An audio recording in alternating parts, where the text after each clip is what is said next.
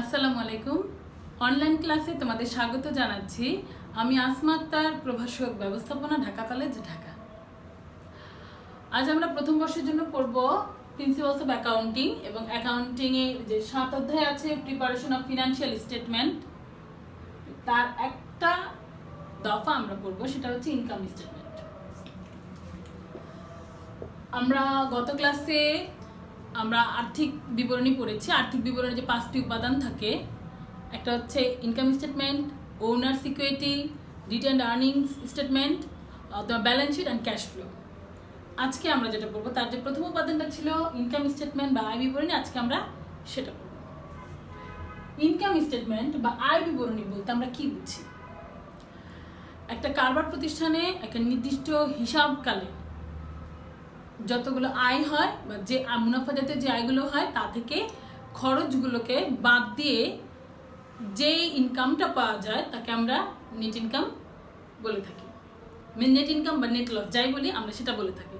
তো এই আয় বিবরণীর মাধ্যমে আমরা মোট কথা আমাদের আয়গুলো থেকে খরচগুলো বাদ দিয়ে যে লাভের অংশটা থাকে সেটাই হিসাব করা হয়। এখন তাহলে দেখো, ইনকাম স্টেটমেন্ট মূলত কয় প্রকার আমরা একটু বলি।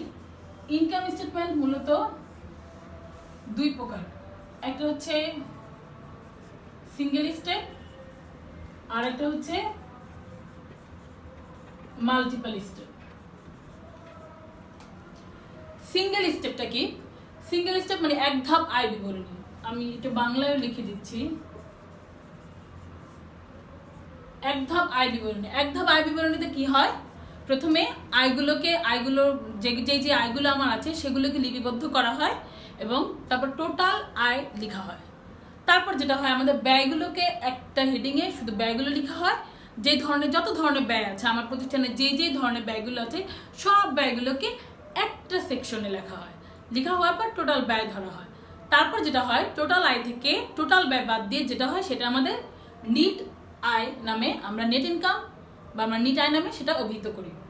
এখন দেখো, এই এক ধাপ সিঙ্গেল বিবরণের সুবিধা হচ্ছে মানে এটাকে তোমার বিভিন্ন ভাগে মানে কোন খরচের কি নাম এইভাবে তোমাকে ভাগ করতে হচ্ছে না। আমরা এটাকে একটা ঘরেই একটা ধাপে এটা লিখতে পারছি। এইটা তুলনামূলক অনেক সহজ। আর সিঙ্গেল স্টেপটা আর মাল্টিপল স্টেপে যেটা হচ্ছে, এটা হচ্ছে বহু ধাপ। মানে মাল্টিপল স্টেপে যে আয়গুলো হয় সেগুলো বিভিন্ন ধাপে ধাপে লিখতে হয় এবং যে ব্যয়গুলো হয় সেগুলো বিভিন্ন ধাপে ধাপে লিখতে হয়। লিখে যেটা হয়, সব আয়গুলোর টোটাল সমষ্টি থেকে ব্যয়গুলোর টোটাল সমষ্টিটা বাদ দিয়ে যেটা হয় সেটাই নেট ইনকাম দেখানো হয়। এখন দেখো, আমরা যেটা এক ধাপ আয় বিবরণীতে যেটা বুঝি, ডাইরেক্ট এই বিবরণ থেকে আমাদের টোটাল আয় থাকবে, টোটাল রেভিনিউ, টোটাল এক্সপেন্স, ওকে, টোটাল এক্সপেন্স। এটাকে বাদ দিলে আমরা যেটা পাবো সেটা হচ্ছে নেট ইনকাম। তো নেট ইনকাম হচ্ছে টোটাল রেভিনিউ আর হচ্ছে টোটাল এক্সপেন্স। কিন্তু মাল্টিপল স্টেপে এই যে ভাগগুলো করা হয় সেই ভাগগুলো কি আমরা একটু দেখি। মাল্টিপল স্টেপে মোটামুটি 4 ধরনের মানে ক্লাসিফিকেশন, যেটা আমরা এটাকে ক্লাসিফিকেশনও তোমার মাল্টিপল স্টেপে ক্লাসিফিকেশনও তোমার বিবরণী বলা হয়, বিবরণী বলে। এইখানে কি কি থাকে আমরা দেখি। এখানে মোটামুটি 4টা উপাদান থাকে। একটা হচ্ছে সার্ভিস বা সেলস রেভিনিউ। এটা হচ্ছে একদম তুমি যে আয়টা করবা। সার্ভিস বা সেলস কেন বললাম, যে কোনো প্রতিষ্ঠান আছে তাদের মূল কাজ হচ্ছে সেলস করা, তারা হচ্ছে ক্রয় বিক্রয় করে, এটা হচ্ছে আগে। আর কোনো প্রতিষ্ঠান আছে সার্ভিস দেয়, সার্ভিস ওদের কাজই হচ্ছে তোমার সেবা দিয়ে টাকা ইনকাম করা। এখন আমরা যখন অঙ্ক করব তখন আমরা আগে দেখে নিব যে ওই কোম্পানিটা কি ধরনের, ওইটা কি আমার ক্রয় বিক্রয়কারী প্রতিষ্ঠান নাকি উৎপাদনকারী প্রতিষ্ঠান নাকি সেবা প্রদানকারী প্রতিষ্ঠান। যদি একটা প্রতিষ্ঠানের ক্রয় বিক্রয়কারী হয় তাহলে তো অবশ্যই তার আয়টা হবে কি সেলসের মাধ্যমে। আবার একটা প্রতিষ্ঠান যদি সেবা দেয় তখন তার আয়ের নাম কি হবে, সেলস রেভিনিউ। জাস্ট এইটাই। তারপরে যেটা আসবে তোমার কস্ট অফ গুডস সোল্ড, আমরা এটা নামে আলাদা করে লিখবো। আচ্ছা, কস্ট অফ গুডস সোল্ড হচ্ছে তোমার বিক্রিত পণ্যের ব্যয়। বিক্রিত পণ্যের ব্যয়টা কি আমি আগেও তোমাদেরকে বিভিন্ন ক্লাসে বলেছি। বিক্রিত পণ্যের ব্যয় হচ্ছে আমরা যে পণ্যটা বিক্রি করেছি, ধরো আমি 100 টাকা একটা পণ্য বিক্রি করেছি, কিন্তু সেই পণ্যটার প্রকৃত আমার খরচ কত হয়েছে, ধরো না সেটা খরচ হয়েছে ওই 90 টাকা। এই 90 টাকাই হচ্ছে আমার কস্ট অফ গুডস সোল্ড। তারপর যেটা আছে, আমি আজকে একটু তোমাদেরকে বলি, তারপর যেটা আছে আমার কমার্শিয়াল এক্সপেন্স, যেগুলো আছে কমার্শিয়াল এক্সপেন্স বা অপারেটিং এক্সপেন্স আমরা যা বলি। এখন কমার্শিয়াল বা অপারেটিং এক্সপেন্স বলতে আমরা কি বুঝি? একটা প্রতিষ্ঠানে যেই খরচগুলো হয়, কি কি খরচ একটা প্রতিষ্ঠানে মোটামুটি যে কমার্শিয়াল এক্সপেন্স মোটামুটি 2 ধরনের খরচ হয়। একটা হচ্ছে তোমার মার্কেটিং এক্সপেন্স, আরটা হচ্ছে অ্যাডমিনিস্ট্রেটিভ এক্সপেন্স। তার মানে দেখো, কমার্শিয়াল এক্সপেন্স বা আমরা এক্সপেন্সগুলোকে কিভাবে ধরতে পারি? একটা মার্কেটিং এক্সপেন্স, যে মার্কেটিং এক্সপেন্স বলতে আমরা যে বিক্রয় বাবদ যেই খরচগুলো আমাকে করতে হয় সেই খরচগুলো। আরেকটা হচ্ছে অ্যাডমিনিস্ট্রেটিভ এক্সপেন্স, আমার অফিস বা অ্যাডমিনিস্ট্রেটিভ চালাতে যে ধরনের খরচগুলো হয়, স্যালারি, রেন্ট এক্সপেন্স, এগুলো আমার অ্যাডমিনিস্ট্রেটিভ এক্সপেন্স। তার মানে এই কমার্শিয়াল এক্সপেন্স। আর আরেকটা যেটা এক্সপেন্স হয় আমার 4 নাম্বার, সেটা হচ্ছে নন অপারেটিং রেভিনিউ অর এক্সপেন্স। এখানে তো বোর্ডটা ছোট হয়ে গেছে, আমি মনে হয় তোমাদেরকে দেখাতে পাচ্ছি না। নন অপারেটিং রেভিনিউ অর এক্সপেন্স। আচ্ছা, এখানে একটা ওভারহেডে লিখলাম, তার কারণ হচ্ছে নন অপারেটিং মানে কি? ধরো কারবারে প্রতিষ্ঠানে এমন কিছু আয় হয় যা আমাদের কারবার পরিচালনা ছাড়াও আমরা আয় করতে পারি, বা কারবার পরিচালনার বাইরেও, কাজ করার বাইরেও আমরা আয় হয়। যেমন আমরা ধরো প্রতিষ্ঠানের একটা পণ্য, কোনো একটা সম্পদ আমরা বিক্রি করলাম, সেখান থেকে আমাদের আয়ও হতে পারে, আমাদের সেখান থেকে লস হতে পারে। যে গেইন অফ মানে কি বলবো, এটা গেইন করা, কোনো সম্পদের উপরে গেইন করা অথবা কোনো সম্পদের উপর লস হতে পারে। এগুলো হচ্ছে আমাদের নন অপারেটিং রেভিনিউ এক্সপেন্স। ডিভিডেন্ড, এই ধরনের কিছু থাকে যেগুলো আমাদের এই সেক্টরে পড়ে। আমি আমি আমি আমি এই চিত্র তোমাদেরকে আবার দেখাতে চাচ্ছি, একটু আমি বলি, সাথে সাথে তোমরা একটু মিলিয়ে নাও। যে ইনকাম স্টেটমেন্ট হচ্ছে আমাদের আয় বিবরণী, তাতে হচ্ছে চলতি আমাদের যে আয়গুলো থেকে মুনাফা জাতীয় আয়, সেই মুনাফা জাতীয় আয় থেকে মুনাফা জাতীয় ব্যয়গুলোকে বাদ দিয়ে আমাদের আয় বিবরণীটা করা হয়। সে আয় বিবরণীটা আমরা 2 ভাবে করি, একটা হচ্ছে সিঙ্গেল স্টেপ ইনকাম স্টেটমেন্ট, আরটা হচ্ছে মাল্টিপল স্টেপ ইনকাম স্টেটমেন্ট। এখন দেখো, সিঙ্গেল স্টেপ মানে হচ্ছে এক ধাপে যেটা হয়, টোটাল রেভিনিউ থেকে আমরা টোটাল এক্সপেন্স বাদ দিই। টোটাল রেভিনিউ থেকে আমরা যদি টোটাল এক্সপেন্স বাদ দিই, তাহলে আমাদের নেট ইনকামটা বের হয়ে যায়। এটা হচ্ছে আমার সিঙ্গেল স্টেপের মূল কথা। সিঙ্গেল স্টেপে আমাকে আয় এবং ব্যয়গুলোকে আলাদা আলাদা ক্লাসে বা আলাদা আলাদা হেডিংয়ে আমার লেখার কোনো দরকার হয় না, এক ধাপে আমি এটা শেষ করতে পারি এবং এটা তুলনামূলক সহজ। আরেকটা যেটা হচ্ছে মাল্টিপল স্টেপ। এই মাল্টিপল স্টেপ, বহুধাপ আয় বিবরণী তৈরি করতে আমাদের আয় ব্যয়গুলোকে বিভিন্ন ক্লাসে ভাগ করে, বিভিন্ন হেডিংয়ে ভাগ করে ঠিক জায়গায় সেগুলো লিখতে হয়। সেক্ষেত্রে আমাদের মোটামুটি 4 ধরনের মানে আমাদের মাল্টিপল স্টেপের 4টা সেকশন থাকে। আমরা সেই সেকশনগুলো দেখি। একটা সেকশন থাকবে তোমার সার্ভিস বা সেলস রেভিনিউ, তার যে আয়ের খাত থাকবে সেই আয়টা লিখতে হবে। তারপর যেটা থাকবে তোমার কস্ট অফ গুডস সোল্ড, বিক্রিত পণ্যের ব্যয়। আর যদি সেটা সার্ভিস ম্যানুফ্যাকচারিং হয় তাহলে এটা হবে না। মোটামুটি কস্ট অফ গুডস সোল্ডটা আমাদের তোমাদের হচ্ছে ট্রেডিং কনসার্ন যারা থাকে তাদের ক্ষেত্রে এটা করতে হয়। তারপর হচ্ছে কমার্শিয়াল এক্সপেন্স বা অপারেটিং এক্সপেন্স। এটা বলতে আমরা জানি এক্ষেত্রে 2 ধরনের এক্সপেন্স হয়, একটা হচ্ছে মার্কেটিং এক্সপেন্স, আর একটা হচ্ছে অ্যাডমিনিস্ট্রেটিভ এক্সপেন্স। এগুলোকে আমাকে আলাদা আলাদা করে লিখে সেটা হচ্ছে আমার অপারেটিং এক্সপেন্স। আরেকটা এক্সপেন্স হয় non operating revenue or non operating expense. Non operating expense আর রেভিনিউ আর নন অপারেটিং এক্সপেন্স বলতে আমরা বুঝি প্রতিষ্ঠানের কারবার পরিচালনার বাইরেও এমন কিছু কাজ আছে, এমন কিছু ব্যাপার থাকে যেগুলো থেকে আমাদের কিছু আয় হয় অথবা ব্যয় হয়, সেগুলো একটা ধাপে লিখতে হয়। এই ধাপগুলো করে আমরা যে ইনকাম স্টেটমেন্ট থেকে যেটা পাই সেটা হচ্ছে নেট ইনকাম। এই নেট ইনকামটা আমরা পরবর্তীতে আমাদের ওনার সিকিউরিটি থাকে, সেই ওনার সিকিউরিটিতে কিন্তু আমাকে দিতে হয় এই কাজগুলো করার জন্য, আর্থিক বিবরণী তৈরি করতে লাগে। তো চলো আজকে আমরা একটা ছোট অঙ্ক দিয়ে আমরা সিঙ্গেল স্টেপের যেই ইনকাম স্টেটমেন্ট আছে আজকে আমরা সেটা একটু করি।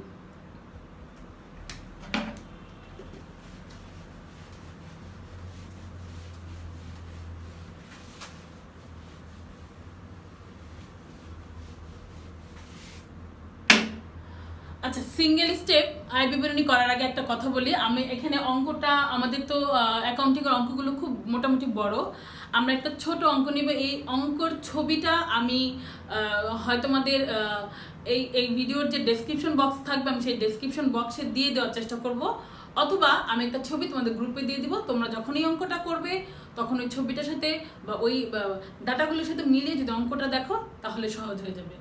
আমি আপাতত অঙ্কটা তোমাদের বলছি, বা আমি যদি সুযোগ থাকে আমি পাশে দেখিয়ে দিচ্ছি, তোমরা সেখান থেকে মিলিয়ে নিও।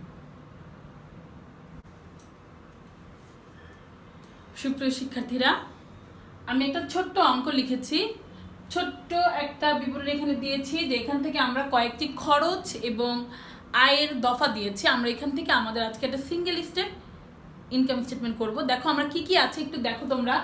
প্রথমে আছে অ্যাডমিনিস্ট্রেটিভ এক্সপেন্স আছে আমার 7,17,500। আমার কস্ট অফ গুডস সোল্ড আছে 6,44,500।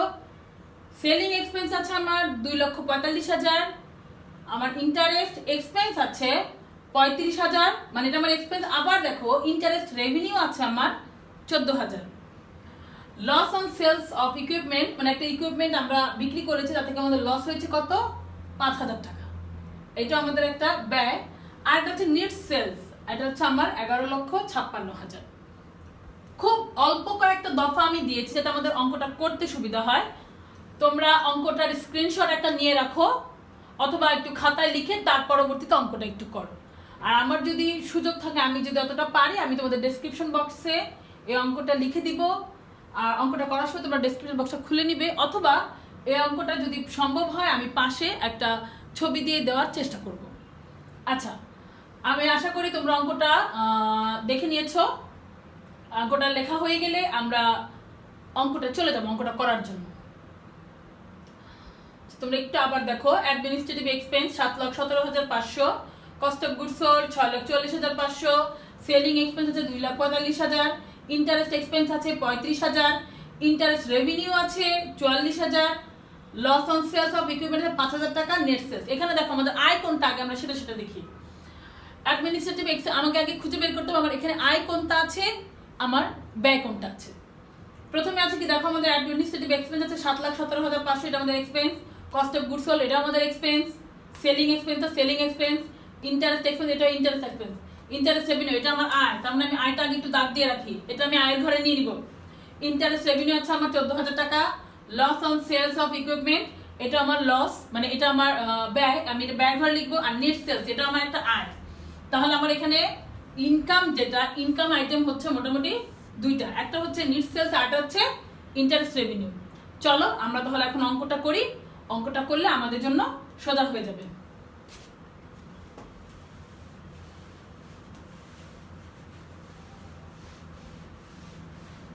প্রথমে যেটা করবো, আমাদের একটা ছক করতে হবে।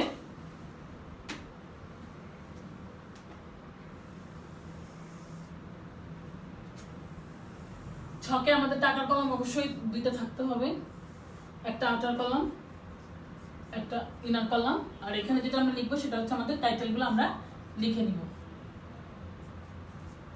আচ্ছা, এইখানে উপরে যেটা আমরা লিখবো, আমরা আগে কোম্পানির নাম লিখবো ড্যাশ ড্যাশের, ঠিক আছে। তারপর আমরা লিখবো কি, এটা ইনকাম স্টেটমেন্ট করছি আমরা, সেটা লিখবো।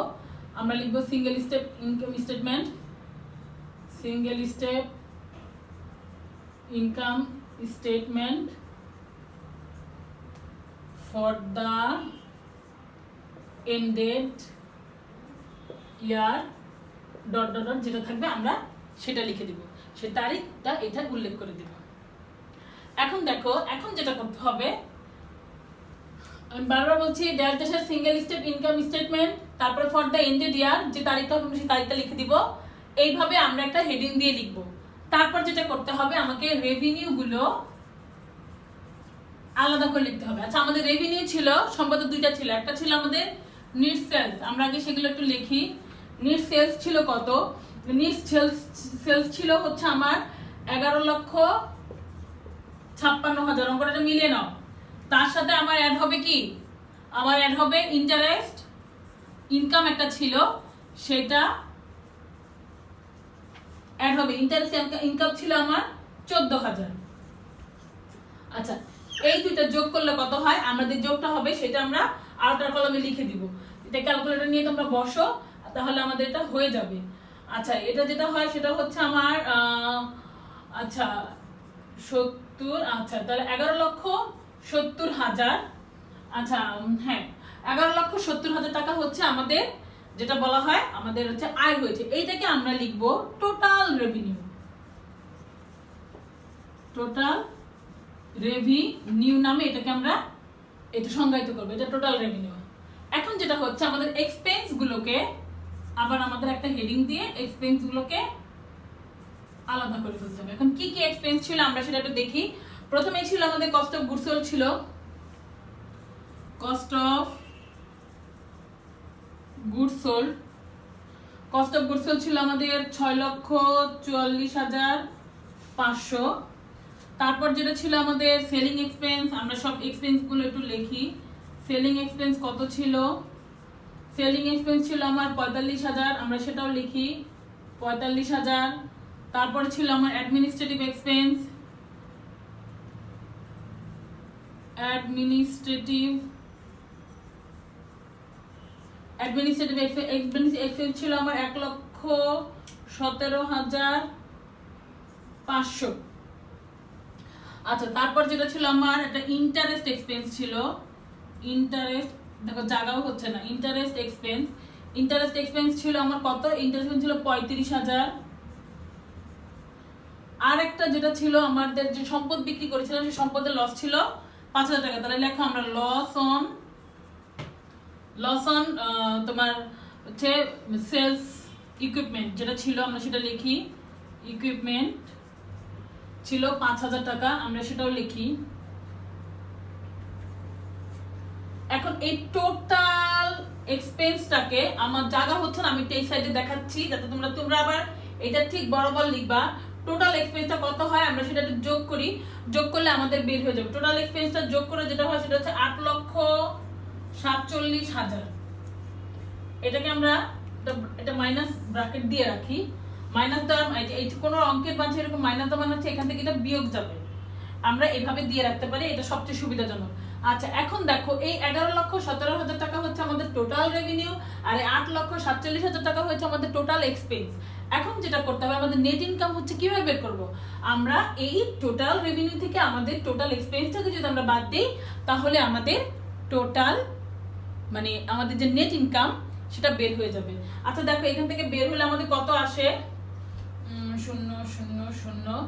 আচ্ছা, 7 আছে 10 হবে হচ্ছে 3 হলে, তারপর 1 5 5 আছে 7 হবে 2 হলে,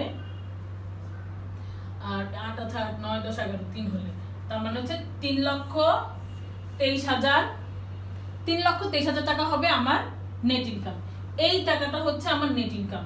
এখানে আমরা লিখব নেট ইনকাম 3,23,000 টাকা। এই নেট ইনকামটা কোথায় যাবে পরবর্তীতে? আমার নেট ইনকামটা আমরা যখন ওনার সিকিউরিটি করব ওখানে যাবে। আমরা এইভাবে এই করার জন্য মোটামুটি এটা হচ্ছে সিঙ্গেল স্টেপ ইনকাম স্টেটমেন্ট।